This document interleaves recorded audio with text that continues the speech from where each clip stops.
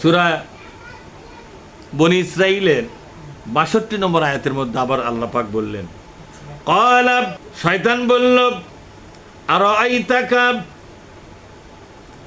তোমার কি রায়, হাযাল্লাযী কাররামতা আলাইয়া। ও শয়তান আল্লাহ বলতিছে, দেখেন, ক্বালা, শয়তান বলল, আরাআইতাকা হাযাল্লাযী কাররামতা আলাইয়া, ওগো আল্লাহ, আমাকে তুমি যে ইজ্জত দিয়েছো সেই ইজ্জতের কি হবে? তুমি যে আমাকে ইজ্জত আলা করলে, এখন যে আমি আদমকে যদি সম্মান করতে যাই, তাহলে আমার ইজ্জতের অবস্থাটা কোথায় যা দাঁড়াবে? আমার ইজ্জত থাকলো না গেল? মানে উনি আর ইজ্জত নিয়ে চিন্তা করে গেছেন। কোনো বান্দাকে, কোনো সৃষ্টিকে আল্লাহ যদি বলে এই কাজটা কর, সেটি ইজ্জত খুঁজলে হবে না? আল্লাহর হুকুম পালন করাটাই ইজ্জত। তুমি যদি ওদেরকে ইজ্জত দাও, তাহলে আমাদের ইজ্জতের মূল্য কোথায়? আর কথা বোঝেননি? তার মানে আল্লাহ চুক্তি করছে সারা জীবন ইজ্জত তুকি খালি দেওয়া লাগবে, আর একজনক দেওয়া হবে না, এরকম একটা ভাব দেখাচ্ছে না? আল্লাহ কতদিন চুক্তি করছে ইবলিসের সাথে? আপনারা বলেন, কতদিন চুক্তি করছে? আল্লাহ কি ওর সাথে চুক্তি করছে? বলেন আপনারা, যে আর তুমি ছাড়া আর কাউকে ইজ্জত আমি দেবো না। কতদিন চুক্তি করলে এটা? আল্লাহ পাক বলছেন, দেখেন, এবার শয়তান বলল, লাইন আখারতানি ইলা ইয়াউমিল কিয়ামাতি, ওগো প্রভু, কিয়ামত পর্যন্ত তুমি যদি আমাকে বেঁচে রাখতে। কোন পর্যন্ত? কিয়ামত পর্যন্ত তুমি যদি আমাকে সুযোগ দিয়ে রাখতে, বেঁচে রাখতে, যদি না মারতে, লা আহতানিকান্না যুরিয়াতাহু ইল্লা কলিলা। কোন আল্লাহু আকবার। তাহলে কি করতাম আমি? অবশ্যই আদমের বংশধর যারা আছে সবগুলোকে আমি নষ্ট করে ফেলে দিতাম। তারা যে ইজ্জতের হকদার নয়, ইজ্জতের কোনো মালিক তারা নয়, ইজ্জতের গুরুত্বই তারা বোঝে না, এটা প্রমাণ করে দিতাম। তোমার দাও ইজ্জত শুধু আমার জন্য, তাদের জন্য নয়, এটা প্রমাণ করতাম। আদমক তো পারবো কিনা জানি না, তবে আদমের যত বংশধর হবে দুনিয়ার সবগুলোকে আমি নষ্ট করে ফেলামো।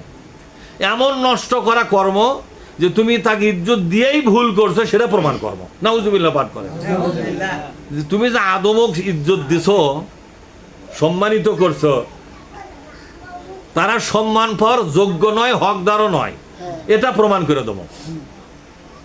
তবে ইল্লা কালিলা, হয়তো বা কিছু লোকের উপর পারবো না, সামান্য কিছু লোকের উপরে পারবো না, কিন্তু বেশিরভাগগুলো লষ্টবিষ্ট করে ভালামো। মানে ওর লোক দিয়ে এমন কাম করামো, সমাজের লোক খালি হই করবে যে এরা এত খারাপ, ঠিক না? এরা এত খারাপ। আর একটা আয়াত আল্লাহ বলছেন, ওয়ালাকাদ কাররামনা বানি আদম, আমি বনি আদমকে মর্যাদাবান করেছি, সম্মানিত করেছি।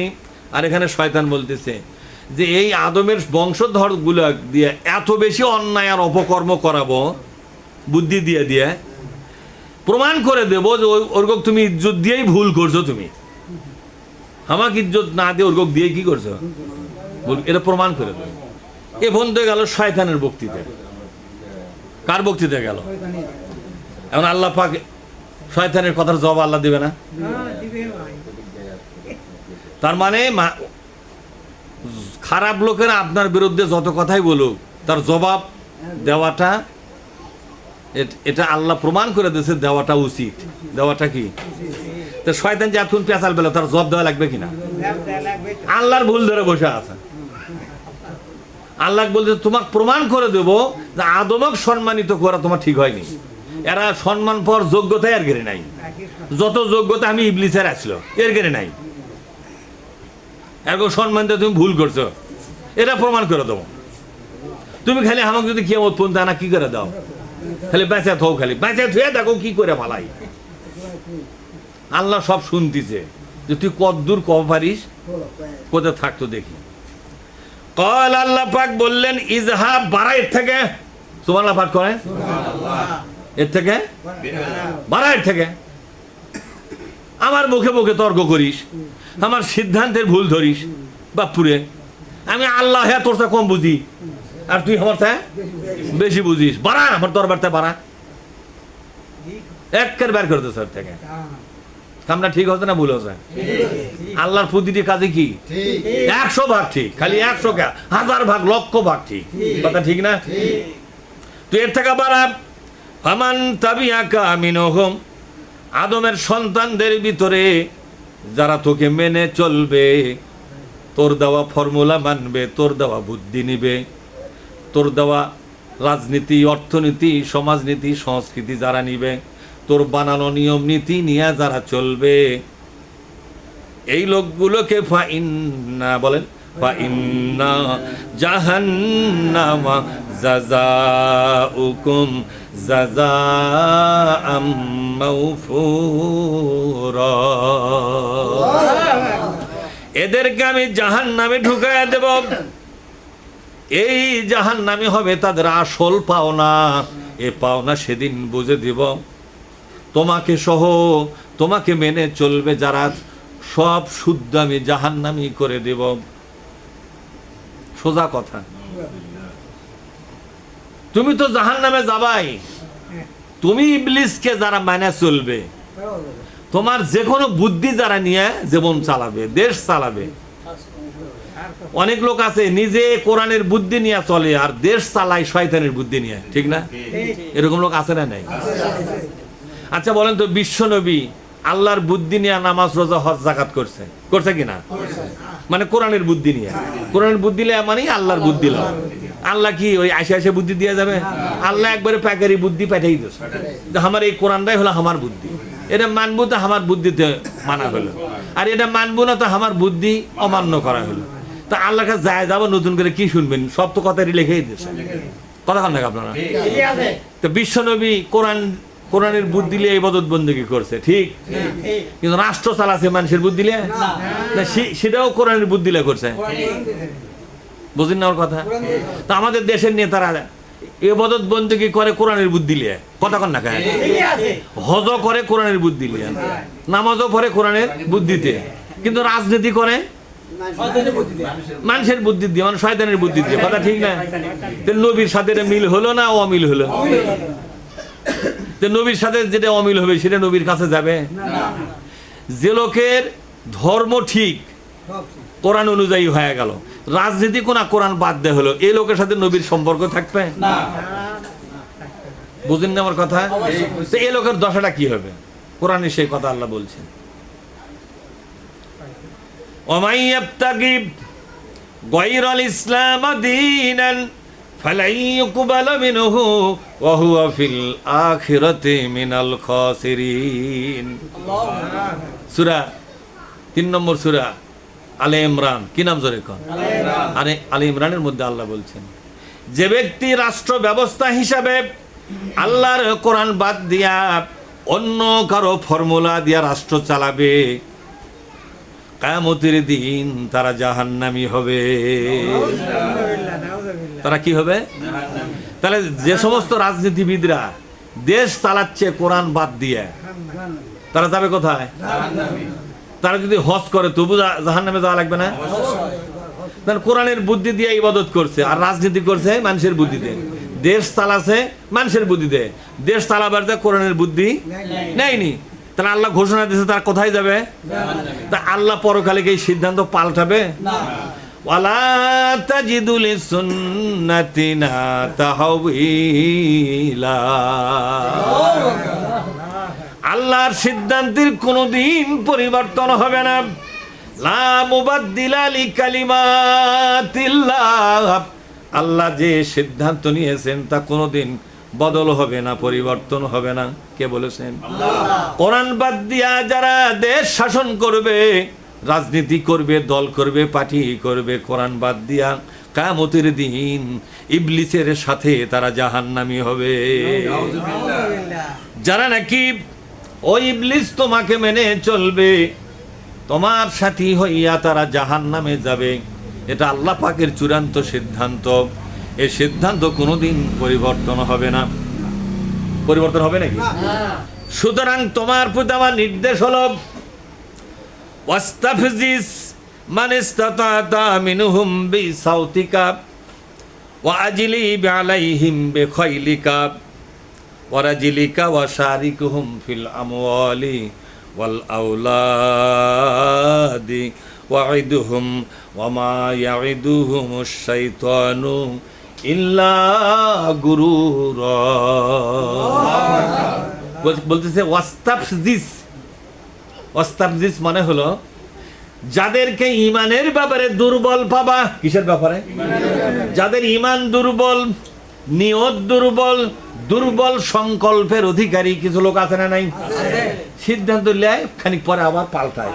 ইনকে তেল তেলা মার্কা কিছু তেল পিছলে কিছু লোক থাকে না, আর সকালে কথা বিকেলে ঠিক থাকে না, এরকম আছে কিনা? এখন আল্লাহ কি বলছেন? ওয়াস্তাফজিজ মানে হলো যাদের নিয়ত দেখবে দুর্বল, শয়তানকে আল্লাহ তাফসীর করে বুঝাচ্ছে, আল্লাহই তাফসীর করতেছে, তোমরা বলবেন না? ওয়াস্তাফজিজ ও শয়তান যাদের নিয়ত দেখবে দুর্বল, সংকল্প দেখবে দৃঢ় নয়, শক্তিমান কোনো সংকল্প নয়, তাদেরকে তুমি তোমার করায়ত্ত করে নাও, তাদের উপর আক্রমণ চালাও, তাদেরকে তোমার দাস বানিয়ে নাও। কারণ দুর্বল নিয়তের কোনো বান্দা আমার দরকার ওটা তোমাকে ছেড়ে দিলাম। নাউজুবিল্লাহ পাঠ করেন। এই আয়াতটা কিন্তু মারাত্মক। আল্লাহ পাক বলছেন, ও শয়তান শোনো, দুর্বল নিয়তের কোনো বান্দা আমি নেব না, ওটা তোমার নামে দিয়ে দিলাম, ওটা তুমি নিয়ে যা করো করো। দুর্বল সংকল্প, দুর্বল নিয়ত যাদের আছে, ওয়াস্তাফজিজ তাদের উপর আক্রমণ চালায়া তাদেরকে তোমার বশীভূত করে তাদেরকে তোমার শয়তানি রাজ্যে কাজে লাগাও। ওই বান্দা নিব না যে বান্দার নিয়ত দুর্বল, সংকল্প। এই দুর্বল সংকল্পের লোকগুলো, এগুলো তুমি কাজে লাগাবা। মানেস্তাতা, যদি তোমার ক্ষমতা কুলায়, মানেস্তাতা মানে তোমার চেষ্টা, তোমার সাধনা, তোমার কলা কৌশল ব্যবহার করিয়া আমার দুর্বল নিয়তের বান্দাগুলো, দুর্বল ইমানের বান্দাগুলোকে তুমি নিয়ে নাও। ওগুলো আমার দরকার নাই, আমার দরকার বাহাদুর মার্কা ইমানদারের। কথা বুঝেননি? আমি আল্লাহর দরকার বাহাদুর মার্কা ইমানদারের, যাদের সংকল্প খুবই মজবুত, যাদের নিয়ত অত্যন্ত শক্ত এবং মজবুত। মজবুত ইমানের মানুষ, মজবুত নিয়তের মানুষগুলো আমার দরকার। আর এই তেল পিছলা মার্কা ইমানদার যারা সকালে এক সিদ্ধান্ত বিকালে পাল্টায়, বিকালে লেয় সকালে পাল্টায়, এই জাতের তেল পিছলা মার্কা লোক আমার দরকার নাই, এগুলো তোমার ভাগে দিয়ে দিলাম। মানে শয়তানের ভাগে, তাহলে শয়তানের ভাগে আল্লাহ দিলে দিয়ে দেবে, তাক দিয়ে কি হবে বলেন? কি হবে তাক দিয়ে? কি দিয়ে তুমি আক্রমণ চালাবে? আল্লাহ পাক বলেন, তুমি কিছু কলা কৌশল নাও, কিছু কলা কৌশল আমি শিখা দেই, আমার বান্দাদের নষ্ট করার কিছু বুদ্ধি আমি তোমাকে দেই, এ আমাদের তুমিও খানিক বুদ্ধি বার করে হনে। বিসাউতিকা, প্রথম হলো সাওত মানে বক্তৃতা দাও, বক্তৃতা দিয়া ফতোয়াবাজি করে, রাজনীতির বক্তৃতা, ধর্মের বক্তৃতা এবং বিভিন্ন রকমের মিডিয়ার মাধ্যমে, সাউতুন মানে সাউন্ড, সাউতুন মানে কি? সাউন্ড। বিভিন্ন মিডিয়ার মাধ্যমে, প্রচার যন্ত্রের মাধ্যমে, বক্তৃতা বিবৃতির মাধ্যমে, ফতোয়াবাজির মাধ্যমে জনগণের মধ্যে এমনভাবে তুমি লড়াই করবে যাতে করে দুর্বল নিহতের লোকগুলো আল্লাহর কোরআনের পক্ষ ছেড়ে দিয়ে তোমার পক্ষে চলে যায়। নাউজুবিল্লাহ। এই কাজটা তুমি করো, আমি তোমাকে এই বুদ্ধিটা দিলাম, যাও এইভাবে আমার কিছু দুর্বল বান্দাগুলো তুমি তোমার বগলের মধ্যে ফালাও। কথা বুঝেননি? তা আপনারা বলেন নিজেরা দুর্বল থাকবেন না সবল হবেন? দুর্বল থাকলে তো আমাকে লাভ লয়, হলে শয়তানের ভাগত চলে যাবেন আপনি। করছে কার ভোগে? কয়েছে মায়ের ভোগে গেছে, বলে না? বলে না? এটা কিন্তু আমাদের গ্রাম বাংলা একটা কথা আছে, ওটা মানে যে বকরি হারাতে পারছে না, করছে খুঁজে কি করবো, ওটা মায়ের ভোগে গেছে, মানে ওটা চোরের ভোগে গেছে, তাই না? তো এখন আল্লাহ তাআলা বলছেন, আমার দুর্বল নিয়তের লোকগুলা ওটা তোমার ভোগে পাঠাবো, ওটা শয়তানের ভোগে চলে যাবে। দুর্বল হ্যাঁ কি করবেন? যা সিদ্ধান্ত নেবেন তা মজবুত ভাবে নেওয়া লাগবে। আর একটা ঝাঁকিতে আসে সেই সিদ্ধান্ত পরিবর্তন করা, যতই ঝাঁকি আসুক। সিদ্ধান্তই, ঠিক না? ওয়াজিলিবি আলাইহিম বিখাইলিকা, আক্রমণ চালা ওদের সামনে অশ্ব বাহিনী দিয়া। কি বাহিনী দিয়া? জোরে কোন? অশ্ব বাহিনী দিয়া। ওয়ারাজিলিকা, এবং পদাতিক বাহিনী। এই অশ্ব বাহিনীর ব্যাখ্যা দিছে যে ক্ষেপণাস্ত্র, মানে ঘোড়ার উপর চড়ে এক একটা তীর জোরে নিক্ষেপ করা যাচ্ছিল না, এই যে নিক্ষেপণ যেটা বলা হয় এটা। ট্যাঙ্ক বাহিনী, অশ্ব বাহিনী, গাড়ির বাহিনী, এরপরে আকাশপথের সমস্ত সমরাস্ত্র এবং পদাতিক ডিভিশন দিয়া, যেটাকে বেঙ্গল রেজিমেন্ট বলা হয়। কি বলা হয় জোরে কোন? Land force and air force আছে না এগুলা? আর আরেকটা কি ফোর্স আছে? নেভি ফোর্স, নৌবাহিনী আছে না? এই যে তোমার এয়ার ফোর্স মানে আকাশ বাহিনী, যাকে বিমান বাহিনী বলা হয়, বিমান বাহিনী ব্যবহার করো, তোমার নৌবাহিনী ব্যবহার করো, তোমার পদাতিক বাহিনী ব্যবহার করো। এগুলো ব্যবহার করিয়া এমন একটা ভয়ের রাজ্য তুমি কায়েম করো, হত্যাযজ্ঞ চালাও। তোমার এই অন্যায়, তোমার এই হত্যাযজ্ঞ, তোমার এই আক্রমণ দেখে দেখে যারা দুর্বল ইমানদার তারা যেন তোমার ভোগে চলে যায়, আর খাঁটি কিছু সাহসী বান্দা যেন আমার ভাগে থাকে। তুমি একটা এগুলা না করলে এই দুর্বল আর সবল একসাথেই থাকবে, ওগুলো আলাদা হবে না। তুমি এমন এক ঝাঁকি খাড়া করো যে ঝাঁকি দুর্বলগুলো তোমার দিকে, যে না বাবা এগুলোর মধ্যে থাকা যাবে না, জীবন থাকছে না, কথা ঠিক না? তাহলে এখানে পরিস্থিতি হবে কি হবে না? এই 16.5 বছর এই পরিস্থিতি আমাকে ছিল। এই হাজি সাহেব কথা বুঝেছেন? 16.5 বছর এই পরিস্থিতিই ছিল। এমন একটা করে রাত আসতেছিল, মনে হয় জীবন আজকেই যাবে, আজকেই জেলে তোটা লাগবে, বা আজকেই মনে হয় ক্রস ফায়ার দিবে, বুঝছেন না?